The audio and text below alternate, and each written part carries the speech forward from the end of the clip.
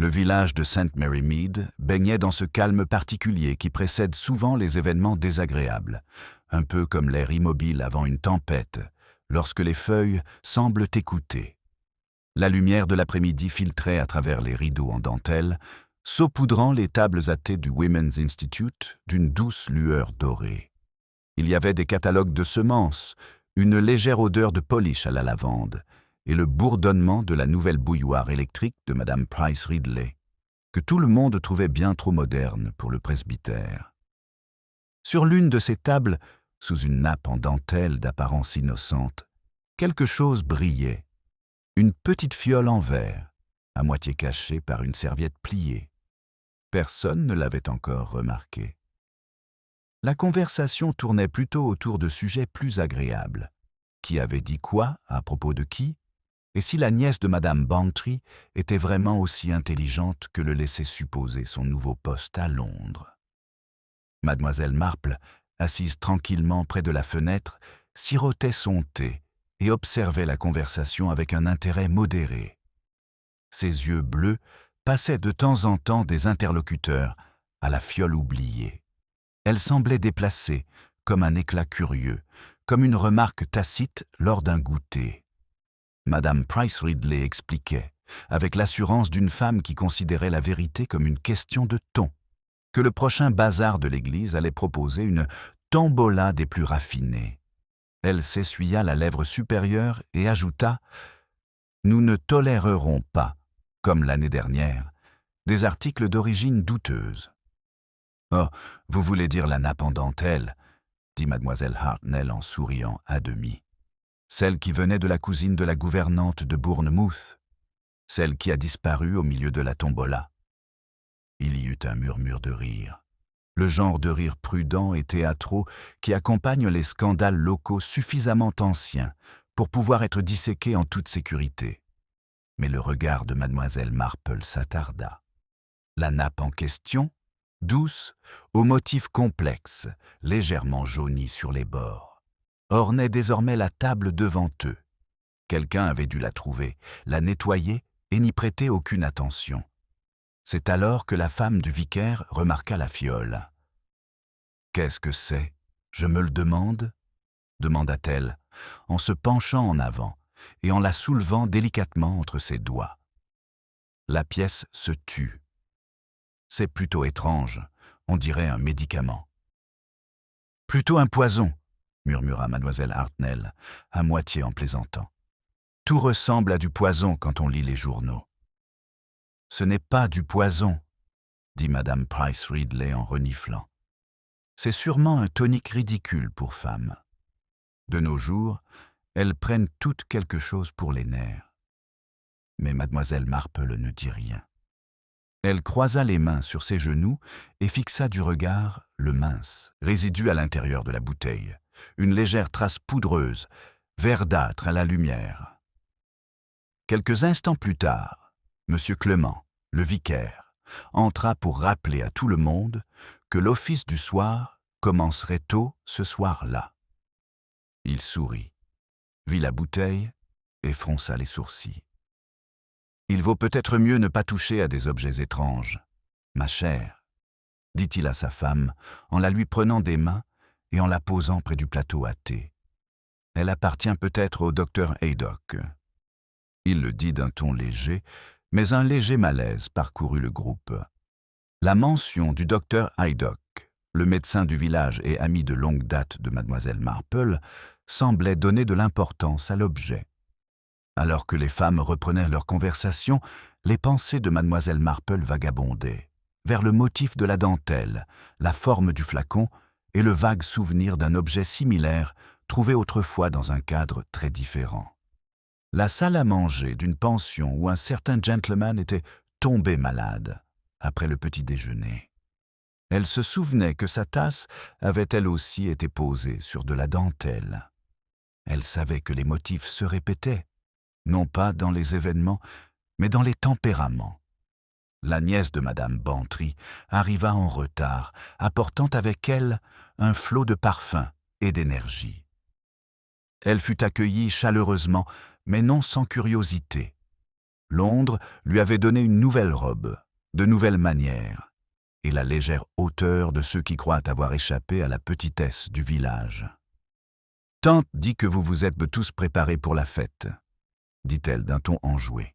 « Oh, quel beau tissu !» Son compliment fut accueilli par des murmures d'approbation et un regard échangé entre Madame Price Ridley et Mademoiselle Hartnell, qui traduisait à la fois de la fierté et de la suspicion. Le thé terminé, les chaises repoussées, le groupe se dispersa pour vaquer à ses occupations respectives. Seule Mademoiselle Marple s'attarda, ostensiblement pour aider à débarrasser. Elle souleva délicatement le coin de la nappe, suivant du doigt une légère marque d'eau près du bord. La marque ressemblait au contour d'une fleur, peut-être un myosotis, bien qu'imprimé de manière inégale. Curieusement délibérée. Elle regarda à nouveau vers le plateau à thé où la fiole avait été placée. Elle avait disparu. Pendant un long moment, Mademoiselle Marple resta immobile. Dehors, une brise faisait bruisser les hortensias et la lumière du soleil s'estompa, juste un peu, comme si les nuages s'étaient arrêtés pour écouter. Puis elle redressa la dentelle, la plia soigneusement et dit « C'est étonnant, n'est-ce pas, comme les choses disparaissent facilement sous nos yeux. » Quand elle quitta le presbytère, l'air était à nouveau chargé d'un calme étrange. Quelques villageois qui passaient par là la saluèrent, joyeusement, sans se douter de rien. Seule Mademoiselle Marple remarqua le silence qui régnait dans la ruelle, le genre de silence qui précède une révélation terrible. Le silence dans la ruelle ne dura pas longtemps. En moins d'une heure, Sainte Mary Mead avait déjà commencé à murmurer doucement ses interprétations. Ce processus délicat et laborieux par lequel toute bizarrerie devient l'affaire de tous. Lorsque Mademoiselle Marple arriva dans sa roseraie, la femme de chambre de Madame Bantry avait déjà raconté au garçon de l'épicier que, un événement étrange, s'était produit lors du thé au presbytère. À l'heure du dîner, le mot « poison » avait déjà fait le tour d'au moins 4 salons, chacun avec un ton de certitude légèrement différent. Mademoiselle Marple se déplaçait parmi ces roses, avec sa grâce mesurée habituelle, coupant ici et là une tige rebelle. Elle avait compris depuis longtemps que les fleurs révélaient le caractère. Certaines s'épanouissaient honnêtement, d'autres cachaient leur dépérissement jusqu'à ce qu'on touche leurs pétales. Le village était à peu près pareil. La question du flacon disparu, songea-t-elle, allait bientôt faire ressortir les 2 types de personnalités. Sa rêverie fut interrompue par la sonnette du vélo du docteur Haydock, qui s'engageait dans l'allée, son manteau flottant comme un drapeau d'urgence médicale. Il descendit de son vélo devant son portail. « Ah, Mademoiselle Marple, je n'espérais pas mieux rencontrer. » Son ton, vif mais teinté d'inquiétude, attira son attention. « Vous êtes allé au presbytère ?» demanda-t-elle. Il acquiesça en appuyant son vélo contre la clôture. « Oui, Madame Clement m'a appelé. Elle m'a raconté une histoire absurde à propos d'une bouteille trouvée sur la table à thé. Je suis allé la chercher, mais, eh bien, elle semblait avoir disparu. Ils étaient certains qu'elle avait été posée près du plateau. » « En effet, » dit Mademoiselle Marple d'un ton doux. « Elle était là quand je suis parti. Puis elle a disparu en moins de 10 minutes, dit-il en jetant un coup d'œil vers la ruelle, comme si le coupable pouvait réapparaître à pied. Je n'aime pas les mystères impliquant des produits chimiques, Mademoiselle Marple. Moins les villageois s'occupent de ce genre de choses, mieux c'est. Je pense que c'est raisonnable, murmura-t-elle, en cueillant une feuille morte. Mais parfois, vous savez, ce qui semble chimique n'est en réalité que le fait de l'homme. Haydock sourit faiblement, avec ce sourire tolérant que les hommes réservent aux remarques qu'ils comprennent à moitié, mais auxquelles ils font instinctivement confiance. Quoi qu'il en soit, j'en parlerai à Clément. Ce n'est probablement rien. Mais je préférerais voir cette fiole. Alors qu'il s'éloignait à cheval, Mademoiselle Marple resta debout dans l'allée du jardin, ses cisailles inutilisées à la main. Entre curiosité et inquiétude, une pensée silencieuse prit racine. Les choses disparaissaient rarement sans motif. Même les futilités pouvaient révéler une intention. Et l'intention, ce poison des plus délicats, avait tendance à agir bien avant que la victime ne s'en aperçoive. Ce soir-là, la salle des fêtes du village rayonnait de l'effervescence chaleureuse des préparatifs. Les tables étaient disposées sous des banderoles en papier. Les lots de la tombola, allant d'un panier de confiture à une photographie de la reine dans un cadre en argent, étaient exposés pour être admirés. Mademoiselle Hartnell supervisait d'un œil attentif, veillant à ce que le goût de Madame Price Ridley pour l'ostentation ne domine pas les préparatifs. Mademoiselle Marple entra doucement, son sac à tricot à la main. Quelques têtes se tournèrent vers elle, avec respect, prudence et affection. Sa présence avait le don d'apaiser l'atmosphère, comme si les conversations se redressaient en sa présence. « Mademoiselle Marple, ma chère !» s'écria Madame Price Ridley en lui faisant signe de derrière une rangée de pots de confiture. « Vous avez sûrement entendu parler de cette histoire absurde avec la bouteille. Tout cela est complètement exagéré. La femme du vicaire a dû l'égarer. Les objets égarés bougent rarement d'eux-mêmes, dit Mademoiselle Marple d'un ton aimable. Oh, voyons, dit Mademoiselle Hartnell en réarrangeant un vase de œillets. Un enfant l'a probablement mise dans sa poche pour jouer. Vous savez comment sont les enfants du village? Trop curieux. La femme du vicaire, qui avait entendu la conversation, pâlit. Les enfants ne prendraient pas une telle chose, dit-elle doucement. J'ai vu l'étiquette. Il y avait du latin dessus. Un nom commençant par Ars quelque chose. Cela provoqua un silence. Même l'expression de Madame Price Ridley vacilla. Mademoiselle Marple tricota une rangée avec soin avant de reprendre la parole. « Du latin, dites-vous ? Comme c'est curieux, les médecins, bien sûr, préfèrent ce genre d'étiquette. Cela décourage les spéculations inutiles. Mais on pourrait supposer que celui qui l'a pris préférait une autre forme de discrétion. » Personne ne répondit. Dans le silence, le bruit des ciseaux coupant le ruban semblait inhabituellement fort. Puis vint une autre petite surprise. La nièce de Madame Bantry, brillante, sûre d'elle et portant un foulard rouge qui jurait délicieusement avec la bienséance, arriva avec un paquet enveloppé dans du papier brun. « Ma tante m'a envoyé avec ceci pour la table des prix, » dit-elle. Quelque chose qu'elle trouvait plutôt charmant.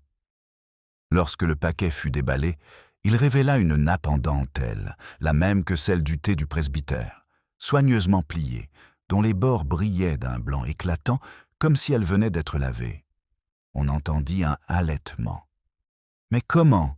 commença la femme du vicaire.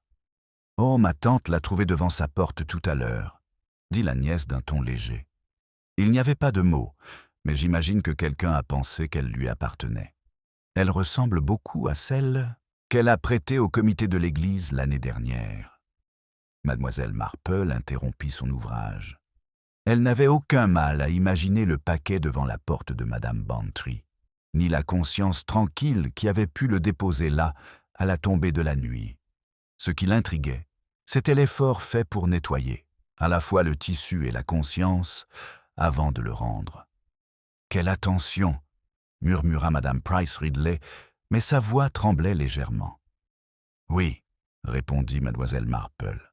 « Mais on se demande ce qui a motivé cela. » Plus tard, alors que la foule se dispersait, Mademoiselle Marple s'attarda à nouveau, passant sa main gantée sur la dentelle. Près du centre, presque invisible sous le motif complexe, un seul fil avait été remplacé, légèrement plus épais, légèrement plus neuf. Une réparation faite avec soin, mais elle le remarqua néanmoins. Sur le chemin du retour, les lampes clignotaient aux fenêtres des cottages, et la soirée sentait légèrement la fumée de charbon et la pluie. Les pensées de Mademoiselle Marple s'organisèrent dans un ordre tranquille. Elle en conclut qu'il y avait 3 possibilités concernant cette fiole: un accident, une dissimulation ou la peur. Parmi les 3, la peur était la plus convaincante. Elle venait d'atteindre son portail lorsque des pas s'approchèrent dans la direction opposée. C'était Léonard Clément, le vicaire lui-même, le chapeau de travers, l'air troublé. « Mademoiselle Marple, dit-il, j'ai bien peur qu'il y ait eu, un événement malheureux. » Elle leva calmement les yeux. « Au presbytère ? » ?»« Oui. » La pauvre Madame Price Ridley est tombée malade juste après avoir quitté la salle. Le docteur Haydock est avec elle en ce moment. Il dit que c'est peut-être quelque chose qu'elle a mangé. « Ah !» dit mademoiselle Marple doucement. « Ou peut-être quelque chose qu'elle a bu ?» Il eut l'air surpris. « Vous ne pensez pas… »« Je pense, » dit-elle gentiment, « que lorsque le poison se cache sous la dentelle, il faut se demander qui a dressé la table. » Le vicaire frissonna malgré la douceur de l'air. Le regard de mademoiselle Marple se posa sur les faibles lumières au loin. Le presbytère, le manoir, les maisons tranquilles, qui semblaient si innocentes de loin. Les apparences, pensa-t-elle, étaient un peu comme la dentelle, délicates, décoratives et tout à fait capables de dissimuler des taches si l'on savait où regarder. La voiture du docteur Haydock était garée devant la maison en briques bien entretenue de Madame Price Ridley, ses phares découpant des triangles pâles dans la haie. Le vicaire, encore essoufflé par sa marche, ouvrit le portail et se précipita vers la porte, mademoiselle Marple le suivant d'un pas régulier et mesuré. L'air nocturne était imprégné d'une légère odeur métallique de pluie mêlée à quelque chose de plus âcre, un désinfectant peut-être, ou de l'appréhension. À l'intérieur, la lampe du hall éclairait les meubles polis et les photos de famille encadrées, reflétant une vie soignée. Madame Price Ridley était allongée sur le canapé, un châle au crochet remonté jusqu'au menton, le teint couleur cire de bougie.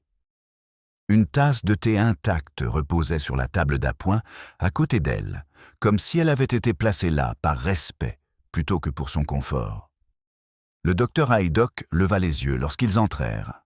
« Elle survivra, » dit-il brièvement. « Mais de justesse, une violente maladie, un malaise soudain. Cela pourrait être n'importe quoi, d'une intoxication alimentaire à quelque chose de moins innocent. » Le vicaire pâlit.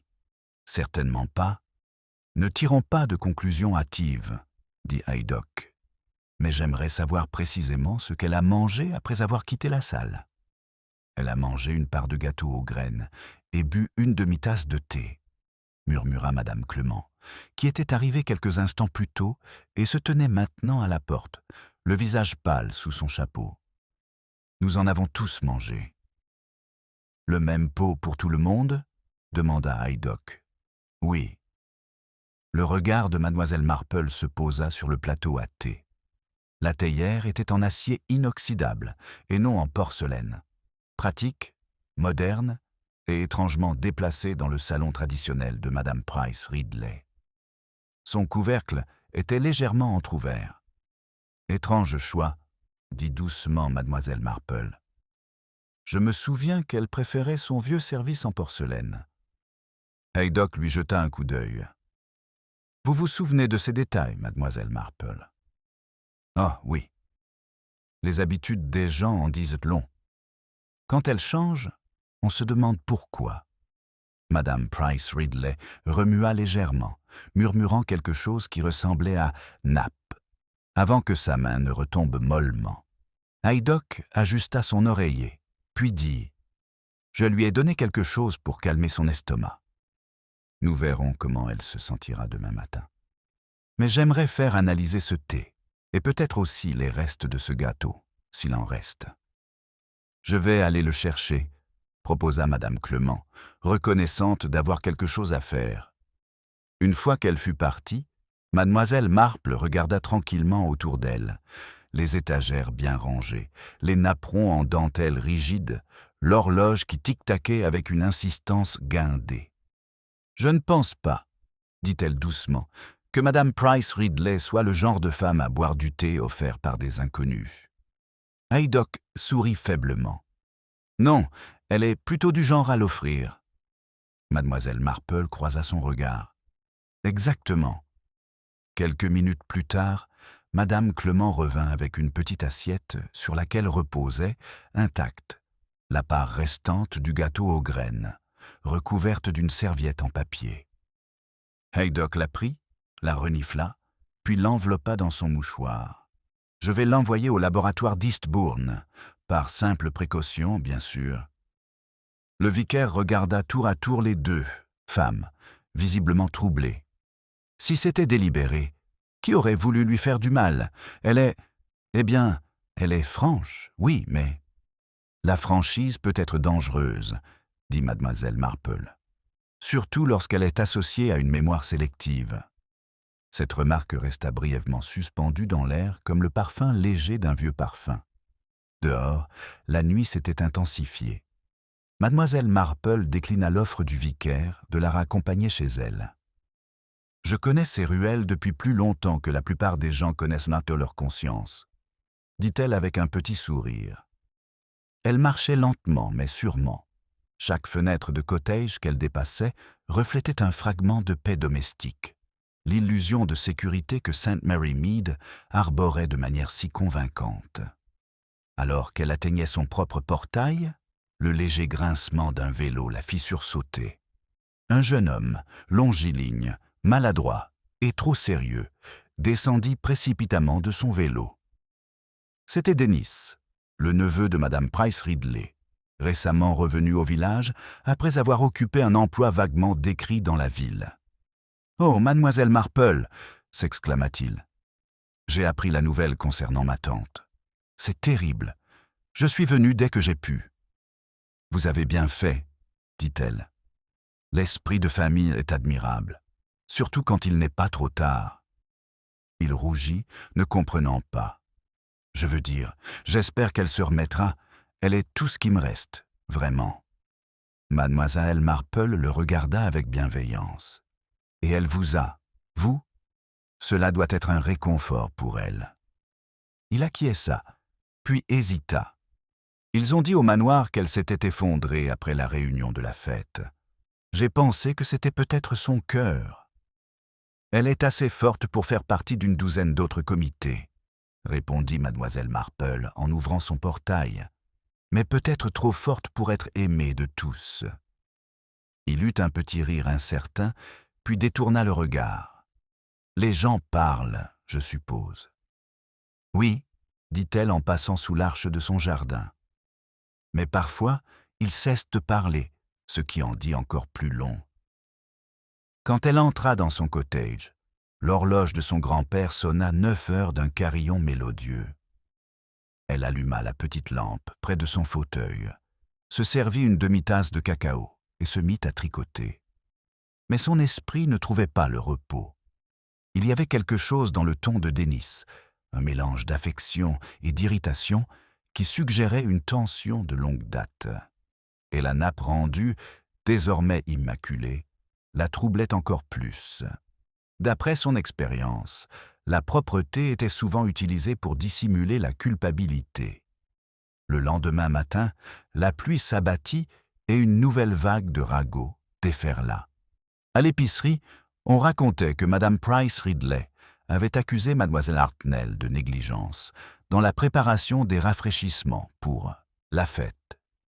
À la poste, quelqu'un jurait avoir vu un homme quitter sa maison plus tôt dans la journée. Un homme grand, avec un vélo. À midi, la moitié du village avait conclu que le docteur Haydock lui-même était en difficulté à cause d'un flacon de médicaments manquant. Mademoiselle Marple écouta tout cela sans intervenir. Elle savait que la vérité se nourrissait mieux lorsqu'elle était arrosée d'un peu de folie. Cet après-midi-là, elle se rendit au presbytère, apportant un petit bouquet de roses. Madame Clement la reçut dans le salon, visiblement agitée. « C'est horrible, » dit-elle. « Le docteur dit qu'il y avait des traces, pas certaines, mais possibles, d'arsenic dans les résidus de thé. Il demande des analyses supplémentaires. » C'est très gênant pour la fête, dit mademoiselle Marple d'un ton doux. Les gens n'aiment pas l'incertitude quand il y a des gâteaux à préparer. Madame Clément avait l'air consternée. Vous ne pensez tout de même pas. Je pense, l'interrompit doucement mademoiselle Marple, que les empoisonneurs sont très souvent des personnes ordonnées. Ils n'aiment pas le désordre sous toutes ses formes, même morales. Pendant qu'il parlait, on frappa à la porte. C'était à nouveau le vicaire, dont l'imperméable dégoulinait. « Encore une chose étrange, » dit-il. « La nappe en dentelle que nous devions utiliser pour la tombola a de nouveau disparu. Celle que la nièce de madame Bantry avait rapportée hier soir. Nous l'avions rangée dans le placard de la sacristie, et ce matin, elle avait disparu. » Mademoiselle Marple tourna son regard vers la fenêtre, où la pluie brouillait le jardin en forme grise et floue. « Ah !» murmura-t-elle. « Les choses ont tendance à bouger dans ce village. » Le vicaire fronça les sourcils. « Vous pensez que c'est lié ? » « Tout est lié, monsieur Clément. Seulement, nous ne voyons pas toujours le fil conducteur. » Quand elle ressortit, la pluie avait cessé. Un morceau de dentelle déchiré, accroché à la haie du cimetière, flottait dans la brise humide, délicat vestige à moitié caché parmi les épines. Mademoiselle Marple s'arrêta pour le toucher. Le tissu était propre, mais dégageait un léger parfum métallique, presque médicinal. Elle le plia soigneusement dans son mouchoir et rentra chez elle, l'air serein, mais l'esprit en alerte. Certains poisons, songea-t-elle, agissaient lentement, d'autres de manière invisible. Tout l'art consistait à discerner de quel type il s'agissait. Mademoiselle Marple continua son chemin, le morceau de dentelle plié réchauffant sa paume malgré la fraîcheur de l'air humide. Elle s'arrêta près du mur du cimetière, où un merle s'acharnait à tirer un ver, et pensa, non pas à la mort, curieusement, mais à l'habitude. C'était l'habitude, réfléchit-elle, qui régissait plus de crimes que la passion ne l'avait jamais fait. Les gens commettaient des méchancetés de la même manière qu'ils faisaient ces preuves de gentillesse, selon leur nature et leur routine. Lorsqu'elle arriva à son cottage, elle posa le carré de dentelle sur la table à côté de la lampe. La légère odeur métallique y persistait, plus forte maintenant dans l'air confiné. Elle sortit une loupe, une vieille loupe cerclée de laiton, et examina les fils. Ils avaient été récemment retissés. Quelqu'un avait réparé une déchirure avec un soin minutieux, mais sans compétence professionnelle. Dans un coin, près de l'ourlet, une tache sombre était visible, si minuscule qu'elle aurait pu échapper à un œil ordinaire. Mademoiselle Marple sourit faiblement et remit le tissu dans une petite enveloppe en papier. Ses pensées se tournèrent vers Dennis, le neveu de madame Price Ridley. Son retour à St. Mary Mead, qui tombait à point nommé, avait suscité une légère curiosité. Il avait toujours été poli, mais jamais très travailleur. Des rumeurs circulaient au sujet d'une fille à Londres et d'un emploi qui avait pris fin brusquement. Mais le village pardonnait les folies de la jeunesse, à condition qu'elle ne soit pas trop visible. Cependant, la maladie soudaine de sa tante, associée à la disparition de la nappe et du flacon, le plaçait, du moins dans la hiérarchie privée des probabilités de mademoiselle Marple, dans une position inconfortable. Elle alluma son petit réchaud à gaz et se prépara une tasse de thé. Dehors, la pluie reprit son rythme doux. Il n'y avait rien d'extraordinaire dans le temps, et c'était précisément pour cela qu'il convenait à son humeur. On frappa à la porte. Lorsqu'elle l'ouvrit, elle trouva madame Bantry en personne, vêtue d'un tweed et pleine d'une vive inquiétude. « Ma chère Jane, vous êtes au courant ? On dit que c'est du poison, de l'arsenic, et le pauvre Price Ridley est à moitié mort. J'avais dit à Henry que ce n'était qu'une question de temps avant qu'un événement terrible ne se produise dans ce village. Nous vivons trop tranquillement. Cela encourage les méfaits cachés. » Mademoiselle Marple l'invita à entrer et fit discrètement de la place à table. Je suppose que le comité de la fête a plus d'animation qu'il ne l'avait prévu. « De l'animation, Ma chère, c'est tout l'événement qui est compromis. Le vicaire dit que la tombola doit avoir lieu, mais franchement, qui achètera un billet maintenant qu'un membre du comité est peut-être un empoisonneur? Vous savez comment sont les gens. Ils regarderont leur confiture de travers et se demanderont ce qu'elle contient. Elle se pencha vers elle d'un air complice. Entre nous, Jane, je pense depuis longtemps que Madame Price Ridley gardait ses bouteilles de tonique plus par malveillance que pour la santé. Et son neveu, il a toujours été louche. Vous vous souvenez de l'incident avec les fonds de la chorale? Oh, vous devez vous en souvenir. Mademoiselle Marple sourit avec une gentille malice. Oui, même si je pense plutôt que le malentendu était partagé. Partagé ou non, je ne lui confierai pas une enveloppe de timbre. Mais je suppose que le docteur Haydock ira au fond des choses. Il est très déterminé, d'après ce qu'on m'a dit. La détermination, murmura mademoiselle Marple, est admirable, à moins qu'elle ne soit mal placée. Madame Bantry, qui ne saisit pas la nuance, se leva pour partir. Bon, je ne dois pas m'attarder. Henri m'attend pour le dîner, et il ne mangera pas sans moi. Les hommes, vous savez, ils deviennent désespérément dépendants une fois à la retraite. Lorsque la porte se referma derrière elle, mademoiselle Marple resta un moment silencieuse, puis elle décrocha le téléphone et demanda à parler au cabinet du docteur Haydock. « Oui, dit-elle lorsque l'infirmière répondit « Veuillez dire au docteur que s'il a terminé avec Madame Price Ridley pour ce soir, j'aimerais lui parler demain. C'est purement domestique, mais cela pourrait présenter un intérêt médical. » Le lendemain, le jour se leva, clair et vif, le genre de matinée qui semblait promettre une innocence qu'elle ne pouvait offrir. Le docteur Haydock arriva peu après 10 heures, son vélo scintillant de rosée. « Vous collectez à nouveau des preuves, mademoiselle Marple ?» demanda-t-il avec un air faussement soupçonneux lorsqu'elle ouvrit la porte. « J'aime bien que tout soit bien rangé, » répondit-elle. « Et il se trouve que je suis tombé sur un petit morceau de dentelle qui, je pense, ornait autrefois la table du presbytère. » Elle lui tendit l'enveloppe. Il jeta un œil à l'intérieur en fronçant les sourcils. « Ça sent bizarre, » remarqua-t-il, « comme un antiseptique ou peut-être quelque chose de métallique. »« Où l'avez-vous trouvé ?»« Coincé dans la haie du cimetière, » répondit-elle. « J'ai pensé qu'il méritait l'attention d'un professionnel. » Il acquiesça et glissa l'enveloppe dans sa poche. « Je vais la tester pour détecter d'éventuels résidus. On ne sait jamais, même si je pense qu'il n'y a rien de sinistre. La plupart des choses, dit-elle, semblent innocentes jusqu'à ce qu'on les examine de trop près. » Ils échangèrent un petit sourire, puis, baissant la voix, il ajouta « Madame Price Ridley va mieux. Quelle chanceuse! 1 heure de plus et nous l'aurions peut-être perdue. Mais je parierais ma réputation qu'elle a ingéré de l'arsenic. Seulement une trace, mais indubitable. »« De l'arsenic, » répéta doucement mademoiselle Marple. « Une substance très démodée.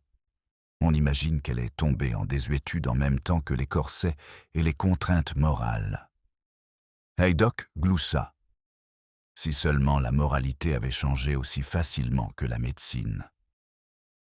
Après son départ, mademoiselle Marple décida de faire une petite course.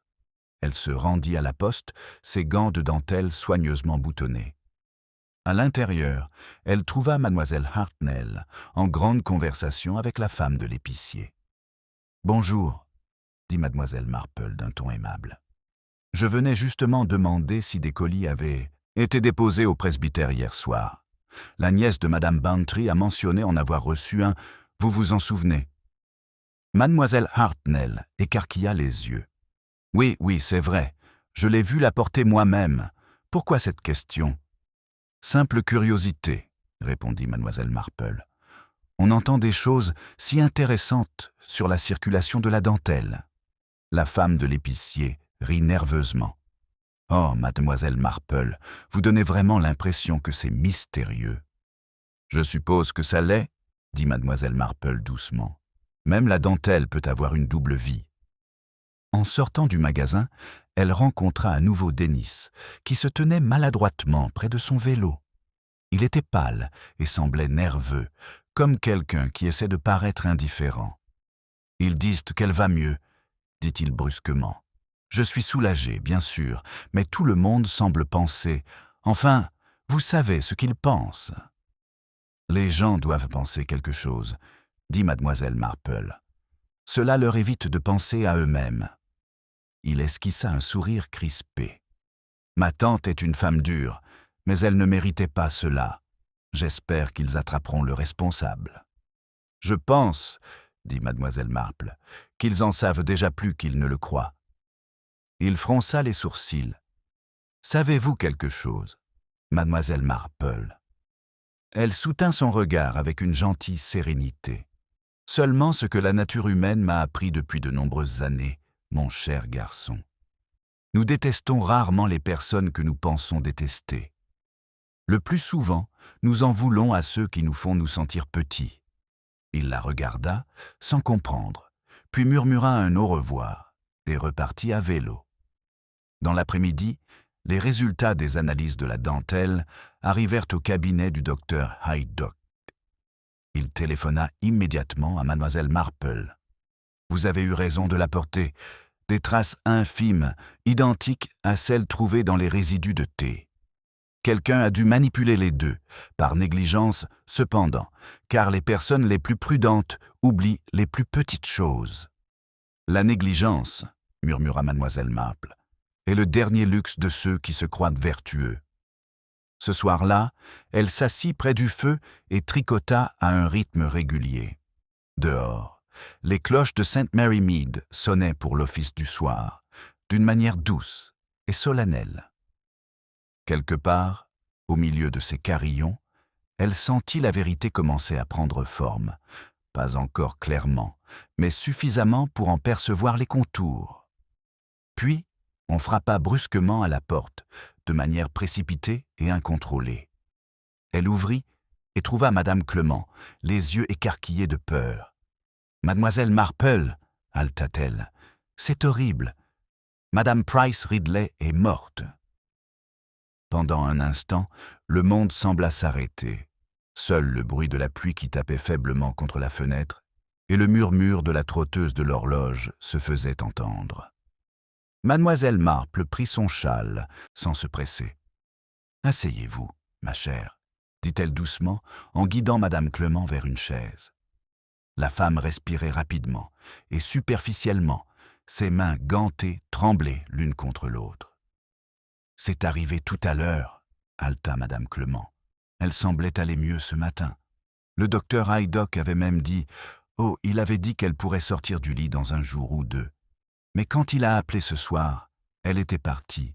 Il a parlé du cœur, mais... Sa voix se brisa.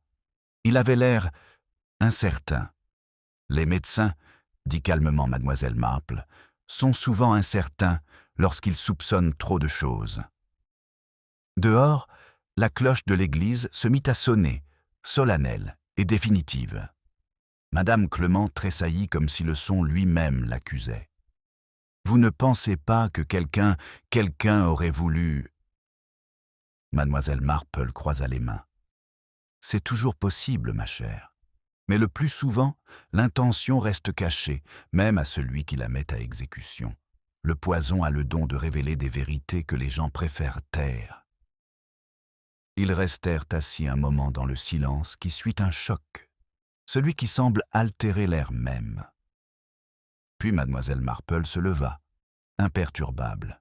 « Nous devons aller la voir, » dit-elle. « Les morts méritent des témoins, pas des chuchotements. » Lorsqu'ils arrivèrent chez madame Price Ridley, la ruelle était déjà en effervescence, animée d'une curiosité contenue.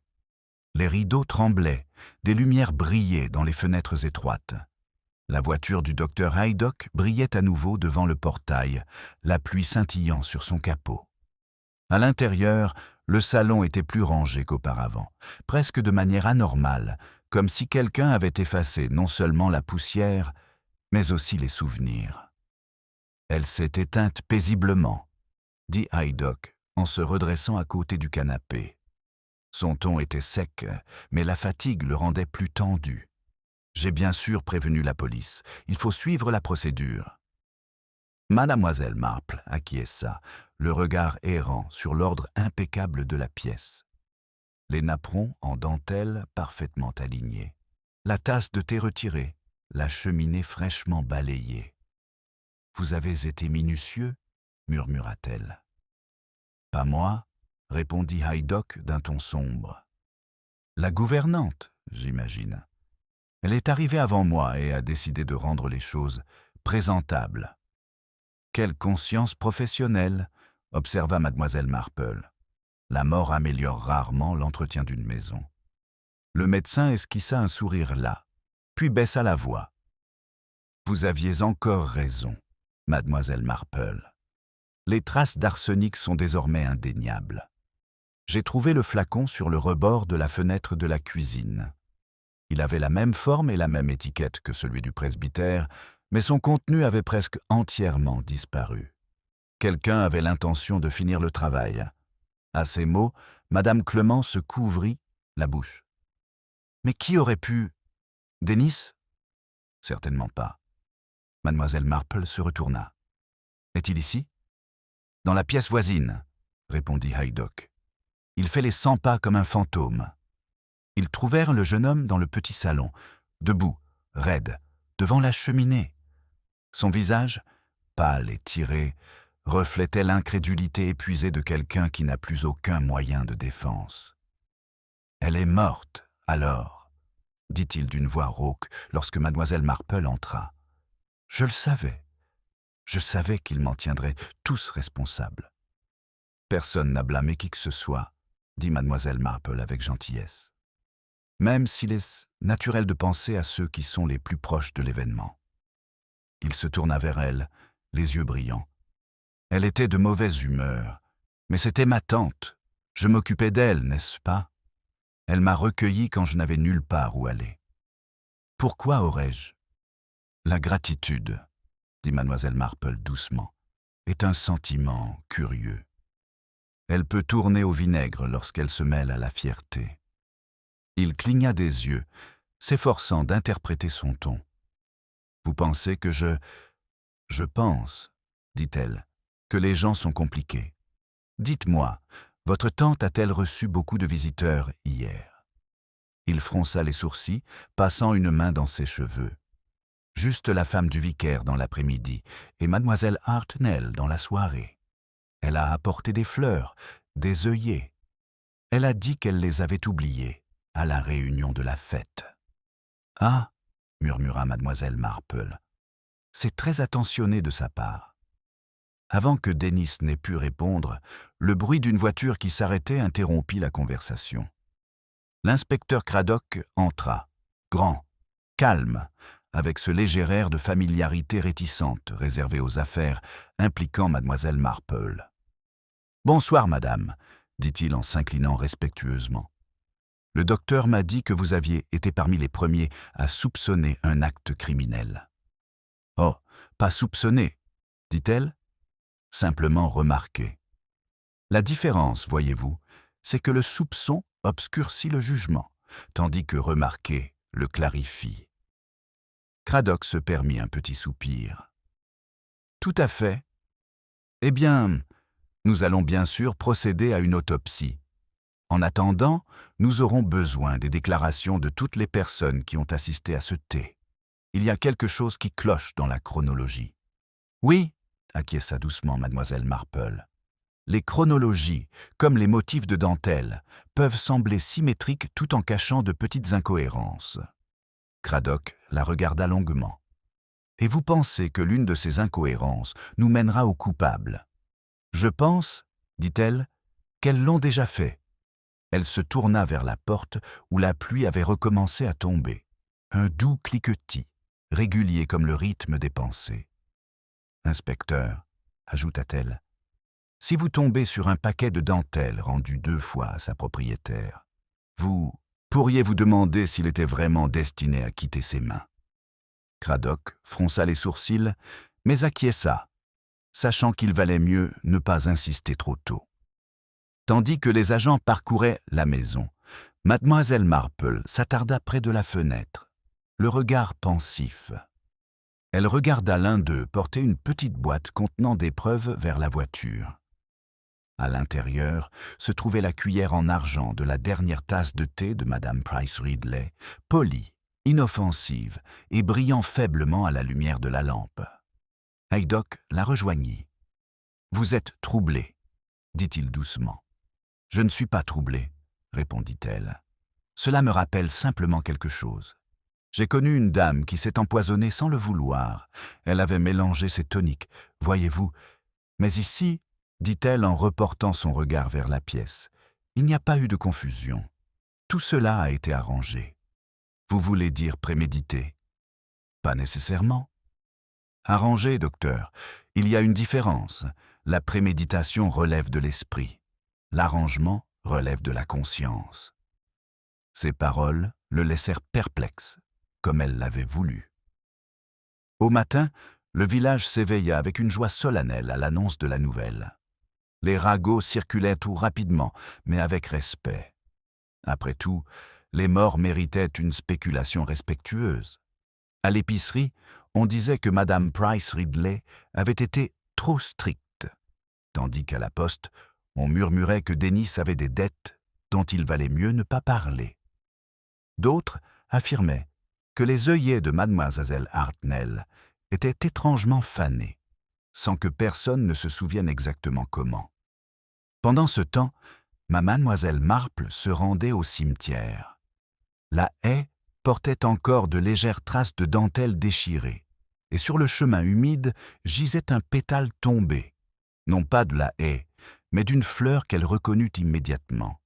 Un œillet rouge, fané sur les bords, dégageant un léger parfum médicinal qui n'appartenait à aucune fleur de jardin. Elle se baissa, le ramassa et l'examina à la lumière du matin. La douceur du pétale contredisait sa signification. La beauté cachait la corruption, la civilité dissimulait la malice.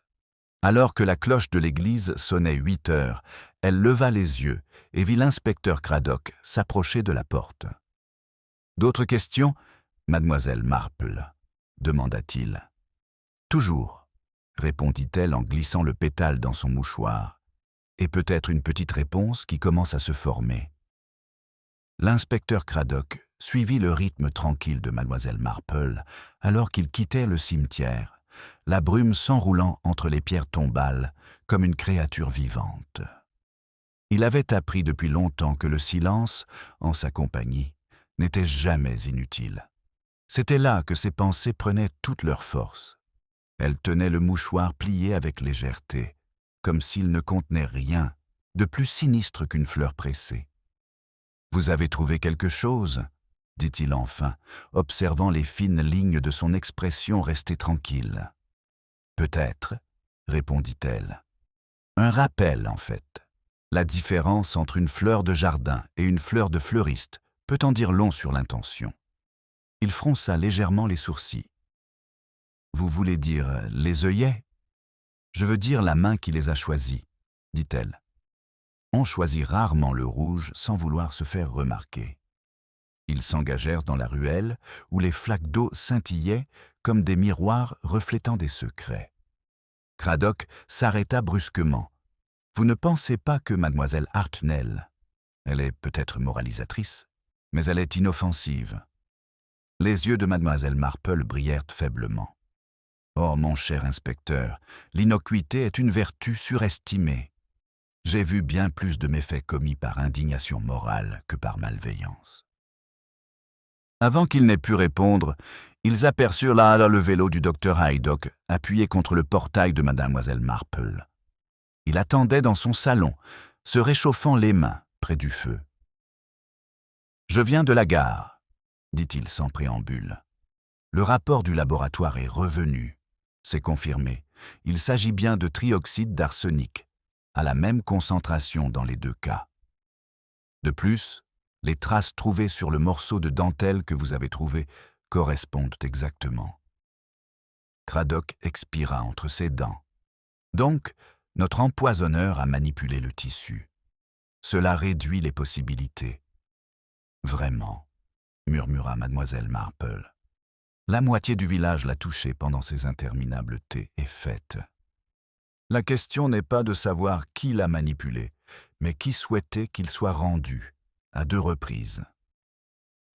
Haydock lui jeta un coup d'œil, reconnaissant ce ton, la douce fermeté d'une conclusion qui n'avait pas encore été exprimée. « Vous pensez que le tissu a de l'importance ?»« Je pense, dit-elle en versant le thé avec une précision calme, que les gens se révèlent le plus clairement à travers les choses qu'ils rangent. La dentelle cache de nombreux péchés, la poussière, les taches et parfois la culpabilité. » Cradock prit la tasse qu'elle lui tendait, mais ne but pas. « Nous interrogerons à nouveau mademoiselle Hartnell. Après tout, elle a été la dernière à rendre visite à la défunte. Et ses œillets, eh bien, ils ne semblent plus si innocents. » Haydock acquiesça. Elle aurait pu les saupoudrer de poudre, peut-être des résidus de cette fiole. Le parfum l'aurait masqué. « C'est possible, » dit mademoiselle Marple en remuant son thé. « Mais mademoiselle Hartnell n'est pas une femme qui cache quoi que ce soit.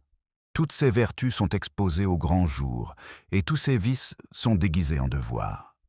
Ce genre de personne préfère juger plutôt qu'agir. » Cradock esquissa un sourire. « Ce qui nous laisse Denis.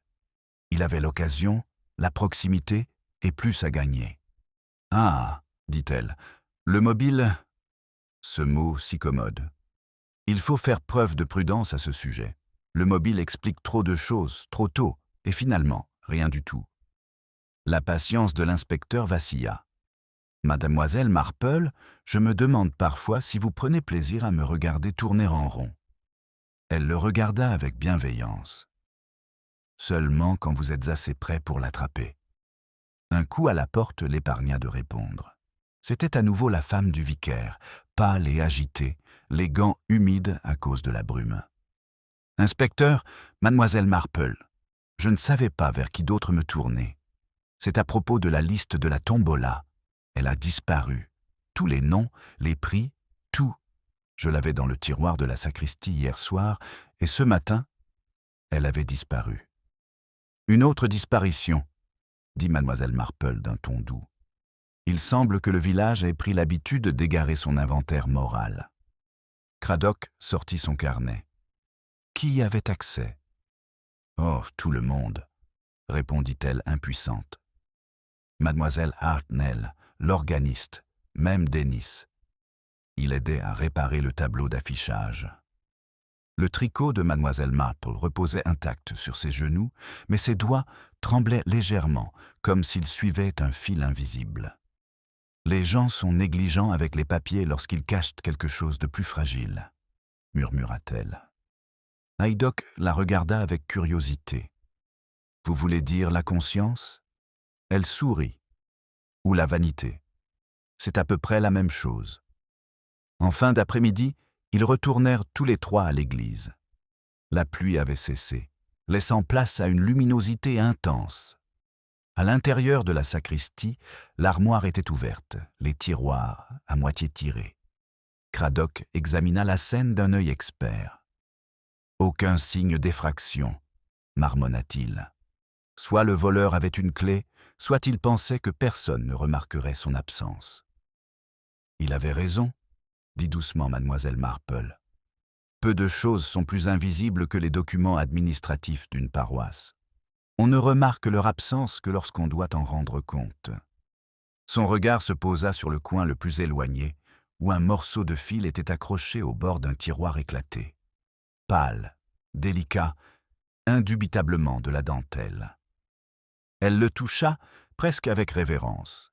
« Une habitude, inspecteur, » dit-elle. « Quelqu'un revient sans cesse à la même cachette. » Cradock s'accroupit à côté d'elle. « Que voulez-vous dire ? Que ce n'est pas seulement une question de poison, c'est une question de présentation. Quelqu'un met en scène la décence, arrange un tableau de vertu, et le fait de manière un peu trop soignée. Avant qu'il n'ait pu la presser davantage, un bruit résonna dans la nef. Des pas précipités sur la pierre. Mademoiselle Hartnell apparut, rouge et indignée, serrant un papier plié. « Je suppose que vous cherchez ceci, » déclara-t-elle. « La liste de la tombola. Je l'ai trouvée cachée derrière le tabouret de l'orgue. Si vous voulez bien, quel désordre! C'est honteux. » Cradock se leva lentement. « C'est pratique de la trouver maintenant. »« Je cherchais les numéros des cantiques, » dit-elle d'un ton sec.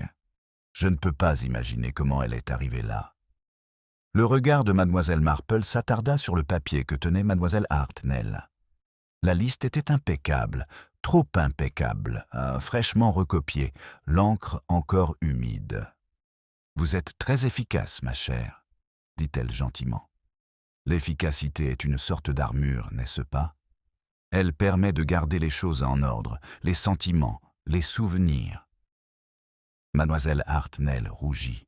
« Je ne comprends pas ce que vous voulez dire. »« Oh, je pense que vous comprenez très bien, » répondit mademoiselle Marple. Madame Price Ridley accordait plus d'importance à l'ordre qu'à l'affection. J'imagine que cela rendait la vie plutôt difficile à ceux qui cherchaient à obtenir son approbation. La femme serra les lèvres, mais ne dit rien de plus. Elle partit brusquement, ses talons frappant la pierre comme des signes de culpabilité ou de fierté. On ne pouvait encore dire lesquels. Une fois qu'elle fut partie, Cradock murmura « Je parierais qu'elle en sait plus, qu'elle ne le laisse paraître. » Le regard de mademoiselle Marple suivit la porte. Sans aucun doute. Mais elle n'est pas la seule à feindre l'innocence.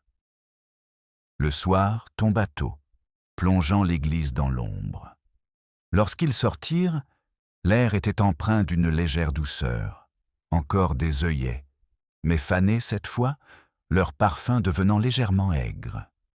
Le bouquet provenant de la maison de madame Price Ridley avait été déposé sur le mur de l'église, un hommage de quelqu'un de sentimental ou de sournois. Mademoiselle Marple s'arrêta à côté. « Étrange, » dit-elle. « Les fleurs ne peuvent pas mentir, mais elles gardent souvent les meilleurs secrets. » Cradock la regarda. « Et quel secret cache celui-ci ?»« C'est précisément ce que j'ai l'intention de découvrir, » répondit mademoiselle Marple. Elle souleva délicatement une fleur et la tourna entre ses doigts. Sous le pétale velouté, une fine couche de poussière adhérait. Non pas du pollen, mais quelque chose de cristallin, qui reflétait la lumière d'une manière qui lui coupa le souffle. Cela scintillait d'une lueur pâle et artificielle, comme une tromperie déguisée en beauté. Elle glissa la fleur dans son sac, l'air serein mais résolu. « Parfois, » dit-elle à mi-voix, « un empoisonneur ne cherche pas à tuer quelqu'un, mais seulement à détruire sa réputation. » Les pétales effleuraient les doigts gantés de mademoiselle Marple, tandis qu'elle rentrait chez elle dans le crépuscule qui s'allongeait, leur fine poussière cristalline captant les derniers rayons de lumière, comme du givre sur une vitre. St. Mary Mead était à nouveau plongée dans le calme, mais c'était un calme fragile, celui qui suit un scandale, un silence, teinté de suspicion. Les rideaux flottaient à son passage, non pas à cause du vent, mais sous l'effet d'une délicate chorégraphie de curiosité. Arrivée à son portail, elle s'arrêta pour regarder vers le presbytère au bout de l'allée. La lumière de la lampe brillait doucement derrière les rideaux tirés. Elle savait que les Clément étaient en conseil, essayant de trouver un équilibre entre le choc et le confort de la bienséance. Cet équilibre, pensait-elle, était la véritable religion du village. À l'intérieur, elle posa l'œillet fané à côté de la dentelle pliée et s'assit à son bureau. Elle prit un mouchoir propre dans un tiroir, l'étala soigneusement et tapota doucement la fleur contre celui-ci. Une poussière blanche tomba sur le lin, d'apparence inoffensive, presque jolie. Elle l'examina sous sa petite loupe et vit le faible éclat de fins grains cristallins. « Ah !» murmura-t-elle, « la beauté de la propreté. » Un léger coup à la porte la fit sursauter. Lorsqu'elle ouvrit, Dennis Price Ridley se tenait là, chapeau à la main, les rides sous ses yeux accentuées par le manque de sommeil. Je ne voulais pas vous déranger, mademoiselle Marple. Je voulais juste... Je pensais que vous deviez savoir. Ils ont déjà emporté les affaires de ma tante. La police, je veux dire. C'est tout à fait normal, dit-elle en le faisant entrer. Entrez, il fait humide dehors. On dirait que vous avez marché toute la nuit. Il hésita avant de s'asseoir, les mains jointes. Je n'arrête pas de me dire que s'ils pensent que je suis coupable, je ferais mieux de partir. Ça simplifierait les choses. Pour qui ? Demanda-t-elle doucement. Pour tout le monde, répondit-il, mais sa voix se brisa légèrement. Ils le pensent à tous. Ma mademoiselle Hartnell ne me regarde plus. Même l'épicier ne prend pas mon argent directement. C'est son garçon qui s'en charge. Je le sens, mademoiselle Marple. Le village a déjà pris sa décision. Elle le regarda avec une sympathie tranquille. Les villages sont experts en verdicts sans preuve. Ils considèrent cela comme un devoir civique. Il esquissa un faible sourire. « Mais vous n'y croyez pas, n'est-ce pas ?»« Je crois, dit-elle, que la culpabilité se manifeste bien avant l'acte, dans le ton, dans les habitudes, dans la façon dont une personne regarde une autre personne quand elle pense que personne ne la voit. Je n'ai pas vu cela chez vous, Denis. » Il expira bruyamment, mi-soulagé, mi-désespéré. Alors qui ? Tout le monde aimait la détester, mais qui irait aussi loin ? Peut-être quelqu'un qui a confondu la haine avec la justice, répondit mademoiselle Marple, ou l'affection pour la propriété. Sa confusion s'intensifia. Je ne comprends pas. Peu de gens comprennent, dit-elle doucement. C'est pourquoi les crimes de conscience sont si souvent mal interprétés. Il se leva, visiblement agité. Si je peux faire quoi que ce soit pour aider. Oui, dit-elle. Apportez-moi l'un de ces œillets du salon de votre tante. J'aimerais le comparer. Le comparer pour voir à quel point les apparences ont été soigneusement préservées, répondit-elle. C'est une expérience de propreté. Il semblait incertain, mais acquiesça. D'accord, j'en apporterai un demain. Après son départ, mademoiselle Marple se tourna à nouveau vers la fenêtre. L'air du soir était frais contre la vitre, et quelque part au loin, un chien aboya, puis se tut brusquement. Elle ferma les rideaux. Il y avait quelque chose d'anormal dans ce silence. Le lendemain matin, le jour se leva dans une gaieté trompeuse. Ciel clair, air vif et ragots mûris pendant la nuit. Chez le marchand de fruits et légumes, Madame Bantry annonça que mademoiselle Hartnell avait été vue en train de brûler des papiers dans son jardin à l'aube. À la poste, on disait que le docteur Haydock avait été interrogé sur des questions délicates. Et à 11 heures, mademoiselle Marple, elle-même, reçut la visite polie mais insistante de l'inspecteur Craddock. « Bonjour, mademoiselle Marple. J'ai pensé qu'il valait mieux vous tenir au courant, » dit-il en s'installant maladroitement dans son fauteuil. « Nous avons examiné les fleurs du salon de madame Price Ridley. Les résidus correspondent à votre échantillon. La personne qui les a manipulés avait des traces d'arsenic sur ses gants ou ses doigts. Ou les deux, dit-elle. Les mains propres ne sont jamais aussi innocentes qu'elles en ont l'air. » Craddock pencha la tête. « Nous avons écarté Denis pour le moment. Aucune trace de poison dans sa chambre, aucun signe qu'il en ait acheté. Mais il y a autre chose. » Il hésita. Il manque 2 pages dans le carnet d'ordonnance du docteur Haydock. Les dates correspondent à la semaine précédant la fête. Mademoiselle Marple versa le thé sans faire de commentaire. « Comme c'est intéressant, » dit-elle. « Les médecins soignent, mais ils facilitent aussi les choses, parfois sans le vouloir. Vous pensez que quelqu'un a imité son écriture ? Peut-être, ou l'a persuadé avec de bonnes manières. » Craddock fronça les sourcils. « Vous insinuez que c'est mademoiselle Hartnell ? » ?»« Je n'insinue rien, » dit-elle aimablement. « Mais c'est une femme persuasive lorsqu'elle est convaincue d'un devoir moral, une combinaison dangereuse. » Il soupira en se levant. « Vous allez me dire que je me trompe encore une fois, n'est-ce pas ? Pas du tout, inspecteur. Vous êtes exactement sur la bonne piste. Seulement, peut-être pas pour ce que vous pensez. Après son départ, Mademoiselle Marple emporta l'œillet dans son petit jardin à l'arrière de la maison et le plaça à côté d'un pot de muguet. Le contraste lui plaisait. La pureté à côté de la tromperie, toutes deux parfumées, toutes deux trompeuses à leur manière. En milieu d'après-midi, Denis revint, tenant dans ses mains un œillet unique, enveloppé dans du papier journal.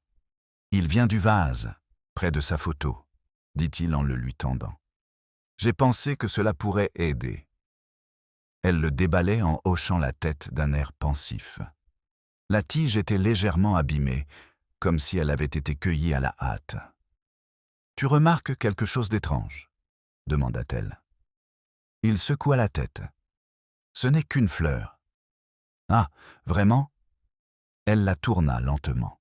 « Tu vois le fil métallique sous les pétales ? Les fleuristes utilisent cette astuce lorsque la fleur a dépassé son apogée. Une petite supercherie pour préserver la beauté. L'apparence, tu comprends. » Il fronça les sourcils. « Et alors, qu'est-ce que ça veut dire ? Simplement que quelqu'un voulait que les choses semblent parfaites un peu plus longtemps qu'elles ne l'étaient réellement, » répondit-elle. C'est souvent là que la vérité commence à mourir. Denis la regarda, perplexe mais fasciné. Vous en parlez comme si elle était vivante. D'une certaine manière, elle l'est, dit-elle, en plaçant la fleur à côté des autres. Chaque mensonge vit jusqu'à ce qu'il soit découvert. L'horloge sonna 4 heures. Quelque part, au-delà des haies, une cloche sonna faiblement. Pas celle d'une église, mais celle d'un vélo. Mademoiselle Marple sourit intérieurement. La ponctualité du docteur Haydock était aussi fiable que la conscience après un scandale. Il arriva quelques instants plus tard, portant une petite enveloppe. « Les résultats d'Eastbourne, » dit-il. « Encore de l'arsenic, mais dilué, plus cosmétique que mortel. Étrange substance à garder chez soi. Pas si l'on souhaite blanchir de la dentelle, » dit-elle. Haydock cligna des yeux. Blanchir de la dentelle ? La dentelle ancienne jaunie, docteur.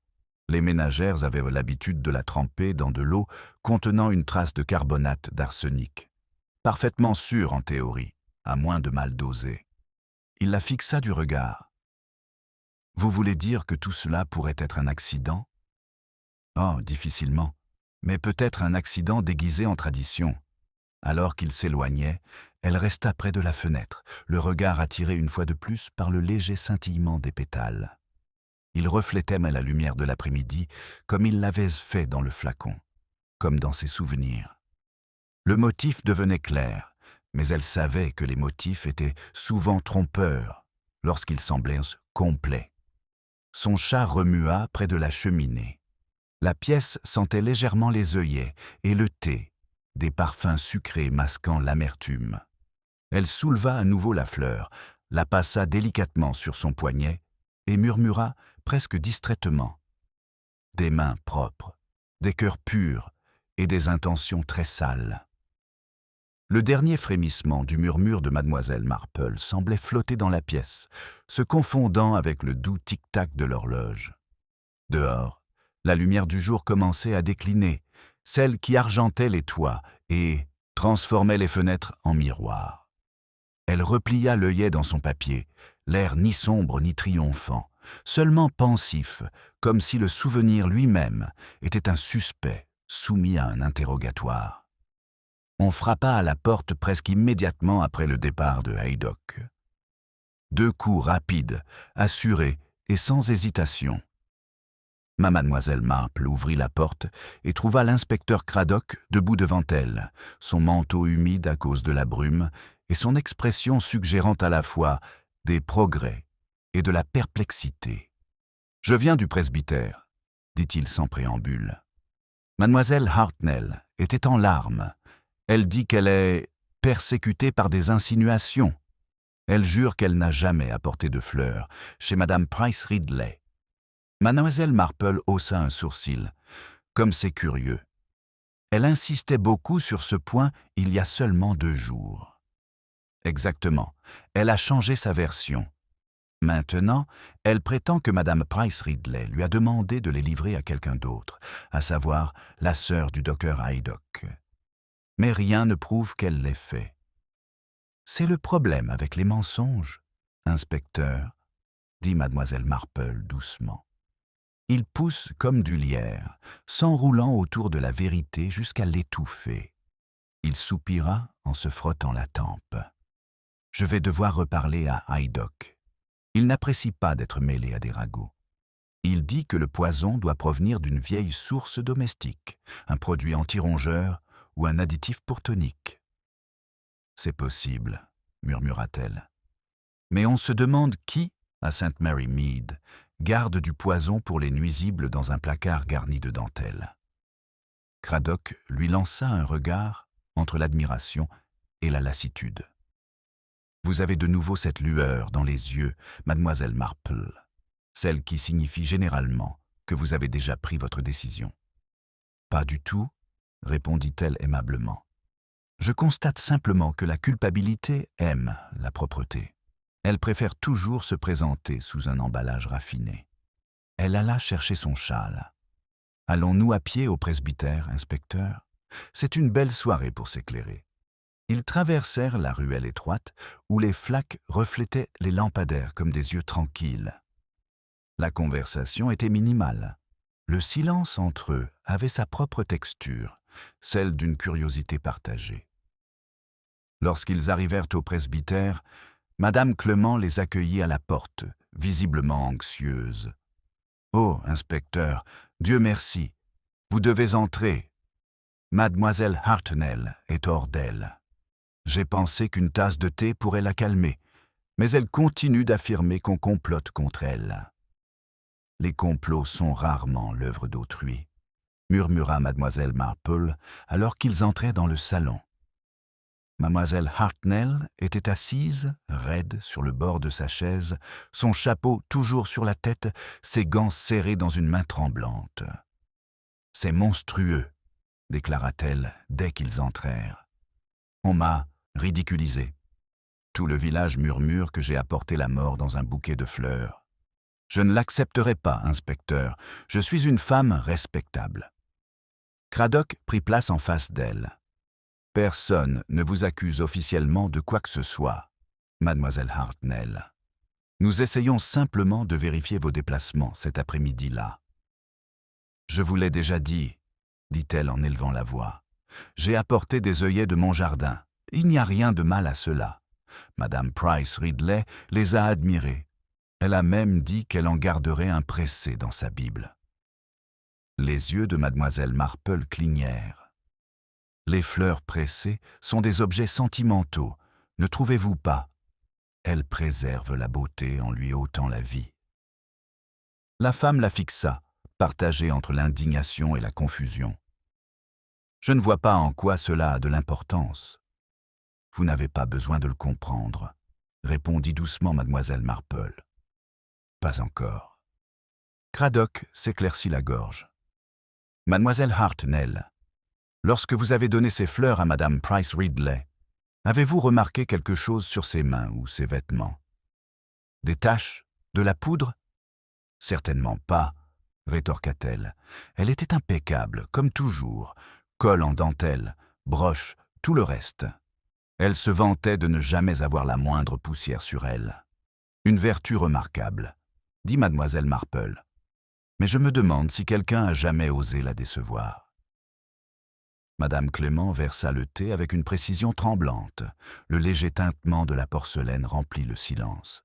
« J'espère sincèrement, » dit-elle timidement, « que cette terrible affaire ne gâchera pas complètement la fête. » Craddock la regarda fixement. « La fête? Eh bien, nous ne pouvons plus l'annuler maintenant, » dit-elle en rougissant légèrement. « Les fonds sont déjà réunis, et c'est ce qu'elle aurait voulu, une sorte de mémorial, peut-être. » Mademoiselle Marple sourit faiblement. « Oui, le village doit toujours continuer, peu importe qui est tombé.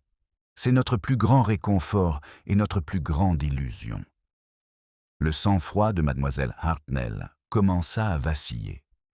Elle s'essuya les yeux avec un mouchoir bordé de dentelle. « Je n'ai toujours essayé que de faire le bien. Je rendais visite aux pauvres, je maintenais des normes.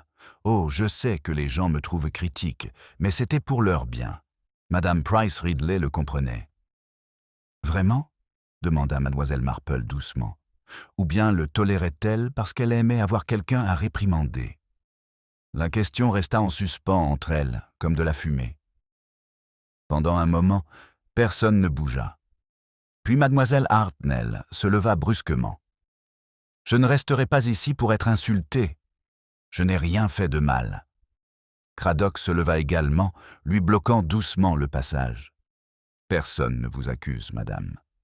Mais si vous vous souvenez d'autre chose, même d'un petit détail, d'un simple geste. » Elle s'arrêta, hésitante. « Il y a une chose. Elle m'a demandé d'aller chercher un chiffon dans le buffet, disant que ses mains étaient collantes. Je lui en ai donné un qui se trouvait dans le tiroir, celui en dentelle. Elle a dit qu'elle allait essuyer le vase avec. » Les yeux de mademoiselle Marple s'illuminèrent imperceptiblement. « Celui en dentelle, oui.